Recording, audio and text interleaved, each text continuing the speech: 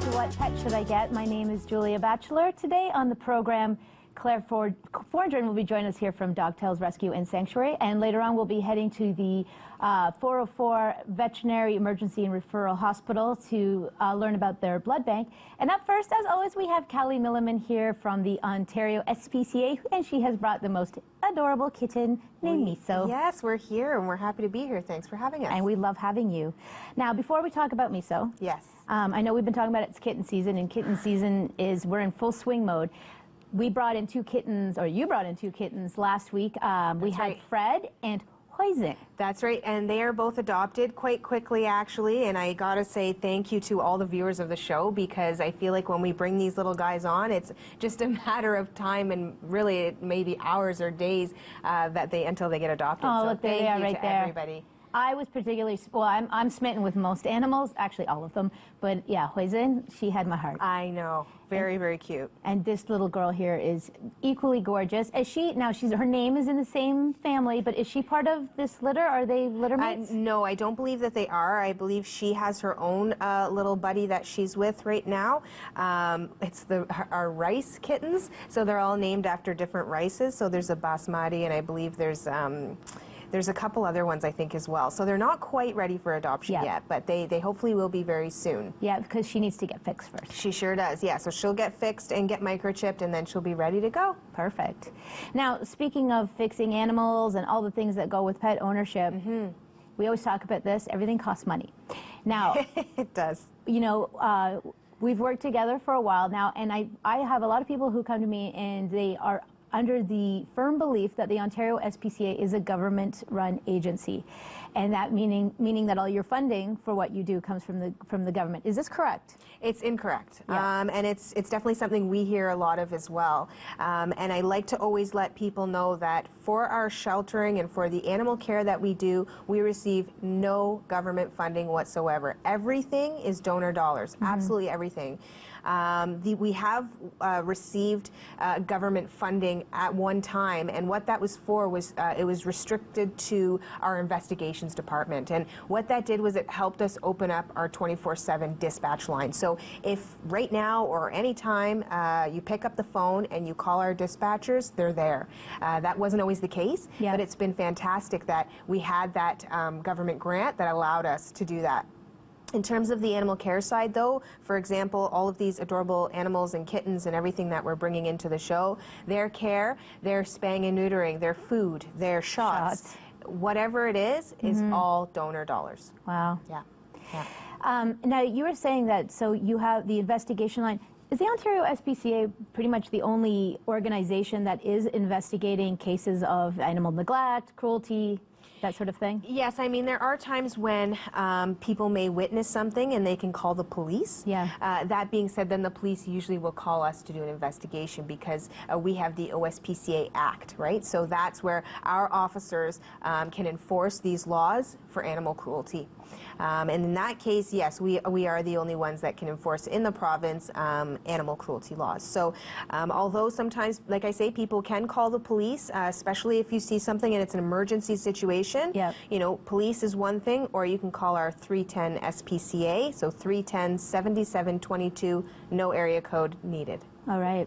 Well, getting back to talking about the funding needed for spaying, neutering, and just running the shelters and everything that comes with having animals. Yes. You do a lot of fundraising. We do. And one of your big ones is the, was it Friends for Life? Friends for Life Walk. Yes, we have two major fundraisers in the year. We've already passed our Cupcake Day, which is in February, but how'd you do on that?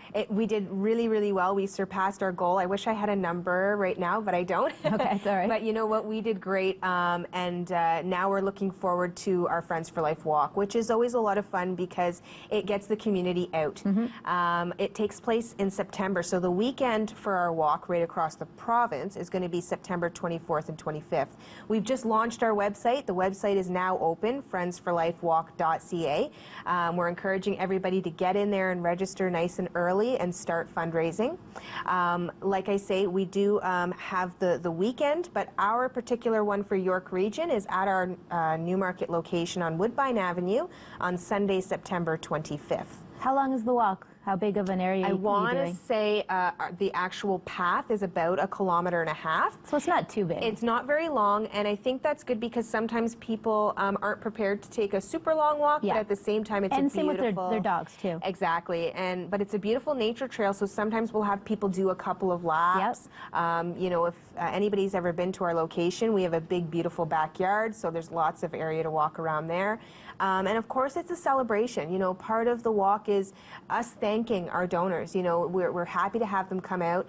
We have an awesome barbecue, and there's a kids zone, and it's an amazing event. And we want to thank you and have, you know, the donors come into the adoption center and take a look at these little guys and know that literally the dollars they raised saved animals like this.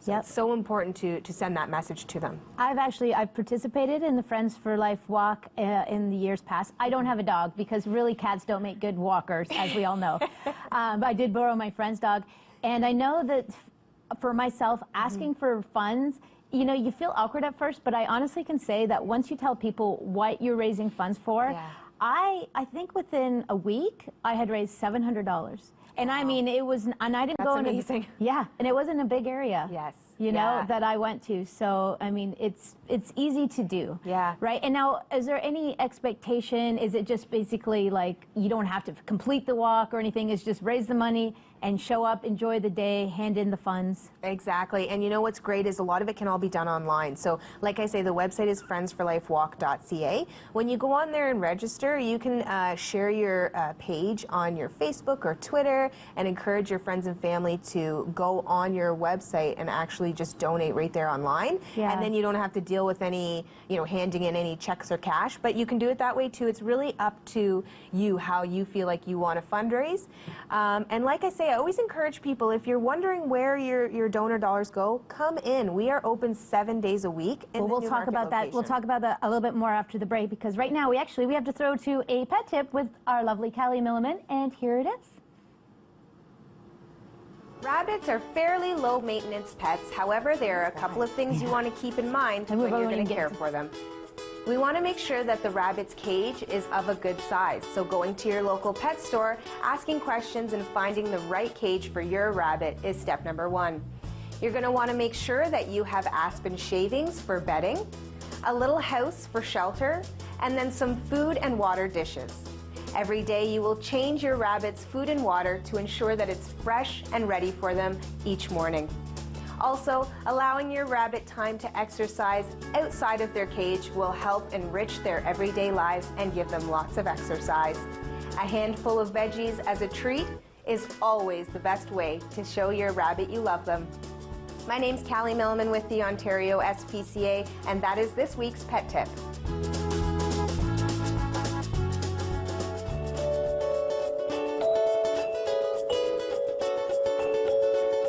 Welcome back. Now, before the break, Callie and I were talking about funding for the Ontario SPCA, and I know one of the biggest things is veterinary care, because some of the animals that come into your shelter are not in perfect health. And one of the examples is Costanza, that was... Now, Costanza's a boy? Yes, yeah, a male shepherd mix. Yep. And he's one of our cases that came in with a broken leg. Unfortunately, he needed surgery pretty immediately. Obviously, he would have been in quite a bit of pain. So our staff have to act fast, and that's where we take them to a veterinary hospital and have them assessed immediately. At that time, of course, you know, as soon as we find out that Costanza's a young puppy, he's going to have a full recovery, but yes, we need to do the surgery. We go, all right, it's go time. And so that's what we did. Luckily, with a puppy, the recovery is a little bit quicker than maybe an older dog, but at the same time, that veterinary cost is on us. We don't have, as we mentioned earlier, government funding to cover any of that. And if anybody out there has had a pet that's had to go undergo surgery for any serious injuries, it doesn't come cheap. No. Actually, even for your day-to-day veterinary care, I know I took my 2 cats to go get flea medication and their shots, and that was a $400 bill. I mean, we're not trying to scare people off, obviously, from pet ownership, because, you know, when you love your pets, you fund the budget. Well, right? and there are things in place to help you with that. I know in the past we've chatted a little bit bit about pet insurance, and it can be a really good option, especially if you're getting a younger animal. You know that they're going to be with you for quite some time, and that at the end of the day, vet bills exist. So, you know, get some insurance, get yourself prepared, and know what you're getting into. That's right. And that's where shows like this can help with that. So, yes, you know, letting people know that these animals do come into our care, that's where your donations are going. So you can actually read Costanza's story on our website at peak.ontariospca.ca. Awesome. And help for his recovery. And as we know, too, Costanza is going to have a forever home. He sure is, yes. So we're really, really excited about that. Well, speaking of veterinary care, the idea that maybe your pet has, you know, been wounded or needed veterinary care that involves a blood transfusion, where do you go? Well, the 404 Veterinary Emergency and Referral Hospital does happen to have a blood bank program there, and we went and paid a visit and take a look. Certified veterinary technician Jerzy Kudlowski developed the blood bank program for the 404 Veterinary Hospital. And today, there are 54 canine donors and a handful of feline donors. But Jerzy states there's always need to grow that community. And I have to tell you that the community, what we actually created, is the greatest people and donors we can ever imagine.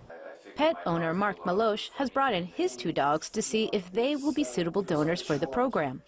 To qualify, a donor needs to be spay or neutered, have up-to-date shots, be over 25 kilos, be in perfect health, have no medical implants, and be on heartworm medication. A vet will then give them a full physical, and a blood test will be administered to see what type of blood the donor has. The most popular and what we call the universal donor, we call them DEA4, is retracted from that pool, from the pool of negative dogs. And it's pretty rare, but it causes the least reaction what we can expect during the transfusion. This is test for one of your blood type, antigen. We call them dog erythrocyte antigen 1.1. If they would be present, there would be a second line here. If it's not present, it means the dog is DEA 1.1 negative. So that's what we're looking for. She's in the program. Once in the program, a schedule is set up for the donor. You know, the schedule is set up for 4 donations per year, but the dog can donate between 6 and 8 weeks. So it could be more intense sometimes, but we do have on board our, you know, vets and our specialists that are looking very careful. And each donor, if it's in a crisis, if we even call the donor for emergency donation, the period must be like around 8 weeks, which gives you enough time to recuperate from the past donation. The procedure to withdraw blood involves a physical exam by a vet. Then a catheter is carefully inserted into the vein to ensure no damage or hematoma will occur during the procedure. A needle is then attached, and the blood can be safely withdrawn. The procedure lasts between 4 to 8 minutes, and a dog can give up to around 380 milliliters of blood. Once it's collected, it needs to be separated to extract its most important components. Blood has 4 main components. So it's red blood cells, white blood cells, platelets, and the rest, the water, we can say, is plasma. Plasma is a component, you can say like component like a soup, so maybe not, but has everything, has nutrients, has antibodies, has proteins, has sugar, has anything what your cell needs to be alive. So this product was already spanned, so what we have to do, we have to retract plasma from red blood cells. For that reason, we have plasma separator, and that will create... Well, the most important are red blood cells, because red blood cells, that's the only component what can carry an oxygen. And in cases of a rapid blood loss or blood cell destruction, this is the only treatment that we can provide. We might not give that solution, but we're buying a time for the body to recuperate.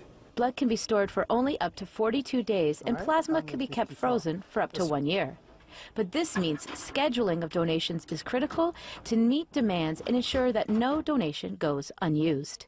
It's really, really, really touchy for me, and it's very important. I'm very, very proud of the people and dedication what they have to our 404 blood bank. Now, if you're interested in maybe participating in the program and learning more, you can visit our website for details. Now, let's head back to the 404 with Dr. MJ Winters with this week's Vet Tip. A common question pet owners will ask me in the clinic on a regular basis: how do I know if my pet is in pain? Things you may identify in a pet that's painful are changes in behaviour. Active pets may become inactive, vocal pets may become quiet, and quiet pets can often become vocal. We will often identify an increase in heart rate and sometimes even a fever. Cats will often tend to hide at times when they are in pain. Your pet may have issues with urination or defecation and have a reluctance to use the litter box or go outside to the toilet. The treatments you can carry out at home for your pet if they are in pain are as follows. Restrict your pet's movement and monitor them closely. Ice the area that you feel the pain is coming from. This is most beneficial when dealing with pain in bones or joints. Any wounds should be covered. And at that point, I would advise you seek veterinary advice. Be careful when trying to move a pet that you feel is in pain. You should wrap the pet in a towel or use a blanket as a stretcher. Always seek help and assistance when moving a pet in pain, as we do know, unfortunately, that pets in pain can bite. As always, prevention is better than cure. I'm Dr. Michael John Winters, the 404 Emergency and Referral, and that's this week's Vet Tip.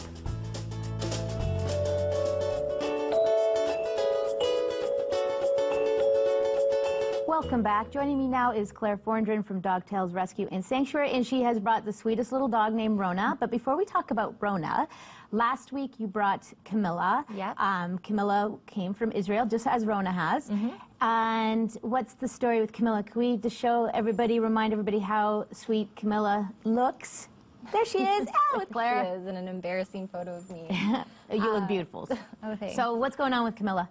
So Camilla actually was a pretty popular dog at our Really? last open adoption day. So there are two really great families that are interested in her, and we're hoping Crossing fingers. that she ends up going home this week. So we'll have to see. Well, you said, what was the mark that you're at now? Is it close to 500 or was it 600. 600. So we have now surpassed 600 Congratulations. adoptions. Yeah, so it's a pretty big deal. We're pretty excited. You know, and that is amazing. That's incredible for the amount of time that you've been open, because really, it's been under, what, 2 years? Yeah, And a to year have and a half. Wow. Yeah, so it's more than a dog a day at this point. Well, speaking of celebrations, I know that coming up in August, you have a big event that is going to be happening at the Sanctuary. Talk to us about that. So on August 20th and 21st, we're hosting what we're calling the Dogtails Festival. So the purpose of the festival is really to celebrate rescue animals, and not just the animals at Dogtails, but all other rescue animals in Ontario. So we've invited every rescue within the province to come and set up a booth for free and spread the word about the amazing work that they're doing as well.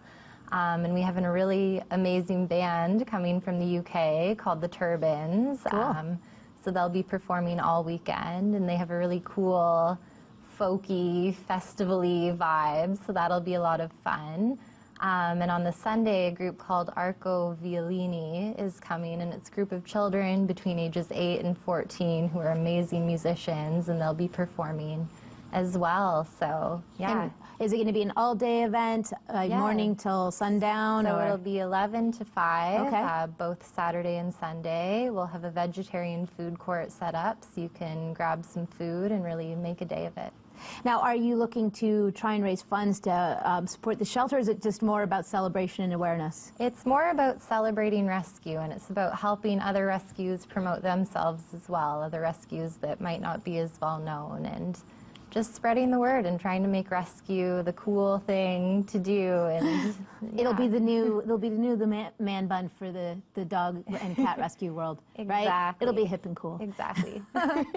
Now, do you have all the organizations invited already, or are you looking for people to reach out to you who are an organization that may want to come? Yeah, so we reached out to organizations that we've worked with in the past, but if you have a rescue, regardless of what kind of animal it's for, and you're interested in participating, please give us an email. We'd love to have you. I know that there are a few, there's animal sanctuaries that would work with farm animals, which I know that you guys have farm animals as Yes. well as your farm, so you're obviously aware of the work that those organizations are doing. This sounds Exactly. like it's really awesome. So it's the 20th and the 21st, so we definitely have to mark that down on our calendar, and we'll Yes. have the link once all that information's up. We'll definitely link that to our website because it's going to be a great event. It's going to be a lot of fun. Now, before we talk about Rona, I just wanted to briefly also mention that Dogtails does an amazing job at rescuing dogs, but you guys also rescue horses. As we know, there's about 60 horses on the farm, and horses cost a lot of money, okay? So one of the things that I know you guys can do for viewers out there is they can sponsor a horse. They can, yeah. So all of our horses and their information is on our website. So if there's a particular horse that you're interested in sponsoring, maybe you visited and had a really great connection with this horse, then you can set that up online. And what we do is every month we send you an update on how your horse is doing, what's going on at the farm, and we'll send you a photo Nice. of your horse every month as well. If you sponsor a horse, can you go visit? Absolutely. Oh, yeah. perfect. We love it. We love introducing our sponsors to their horses. Nice. So, yeah. Oh, that's so beautiful. Okay, let's talk about Rona. She is just maxing and relaxing here on our carpet. Yeah, she doesn't have stage fright at all, No, apparently. she's a nice mellow dog. Yeah. So Rona, she's been with us for about a month and a half now. So like you mentioned before, she came from Israel. We have her down as 5 years old. She might be a little younger than 5. Okay. She is the softest puppy fur you've ever felt. Yeah, I was petting her earlier, and she's definitely very silky. Yeah, she's she's the sweetest girl. So the thing with Rona, she's really shy. Okay. And I think that's why she's been with us for as long as she has been. It's not, you know, that instant connection. Yeah, she's not going to that bound up people- to somebody. Exactly. Yeah. So when she does go home, it's not like bringing home a puppy where they're instantly following you around everywhere and your best friend. It's going to take some time, but she's really bonded with our staff members, so that definitely is possible. She just needs someone who has Yeah. the patience to... She has the capacity for love. She just has trust issues right Yeah. now. Now, Yeah. has she met children as well? Do you know she's assessed to be great around families? She's good with children. Yeah, she's a really mellow dog and would be great in a home with kids. And she's good with other dogs, too. Yeah, well, you said she came from the shelter in Israel, which I imagine was probably pretty crowded. So these dogs are, you know, just through need for survival, are well adjusted around other dogs because they had to be, right? Most of them, though, I mean, keeping in mind the fact that they were literally fighting over food. That's right. There are a few that do have issues, but she is not one of them. No, her personality seems that she's, like you said, even though she's a little bit shy, she has a very nice and mellow temperament. And you know, there's something to be said too. I have a cat that is, she's really neurotic, for lack of a better term, and I had to slowly win her over. Literally, I had to sit in a closet with her. I did, because she wouldn't come out, and I was just like, okay, I'm just going to chill with the cat. And now she's bonded to me. Yeah. And it's, you know, it feels, it's like you almost have a spiritual connection. I hope that doesn't sound Yeah. cheesy to say, but you know, if Not you at have a all. dog that takes a little bit more work, that you have to gain trust, I mean, you're building a bond together, Absolutely. right? And she would be your best friend for life. Yeah, Yeah. that's perfect. Now, let's talking again about the festival. Because you're going to be bringing, there's going to be bands and stuff. Do you want people bringing dogs, or is it just, Yeah, so you want people to bring dogs? Dogs are invited. Okay. Yeah, so we're going to have a lot of fun activities for people to do with their dogs. We have a caricature artist coming who can do a caricature of your dog. Perfect. Yeah, things like that. So not only are dogs welcome, but we encourage them to come. Oh, good. Yeah. Okay, well, if you are interested in any of the animals they saw today, Rona, or perhaps our little miso from our first segment, you know that all the details are on our website. And again, remember that the Dog Tales Festival will be happening August 20th and the 21st, which is the Saturday and Sunday. It's going to be an amazing time, and it's going to be lots of fun. So thank you so much, Claire, for being on the show, and thank you all for watching. From all of us here at What Pet Should I Get? Look, I finally got the show name right this time. Right. We will see you next time. Have a great weekend.